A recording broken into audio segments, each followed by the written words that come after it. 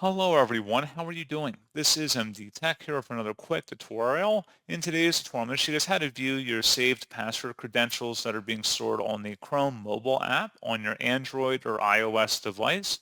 So this should hopefully be a pretty straightforward process here, guys. And without further ado, let's go ahead and jump right into it. So all you have to do is select the three-dotted icon in the top right corner of the browser, and you want to go down and select the settings gear button. And now underneath basics, you want to select where it says password manager. So underneath password manager here, if you had any saved password credentials, they'd be listed right on this page. And if you selected the settings gear button at the bottom over here at the bottom, right, you can have the ability to offer to save passwords as well as auto sign in enabled or disabled. So you can customize those settings right here. So pretty straightforward process on that, guys. And as always, thank you for watching. I do hope that I was able to help you out, and I do look forward to catching you all in the next tutorial. Goodbye.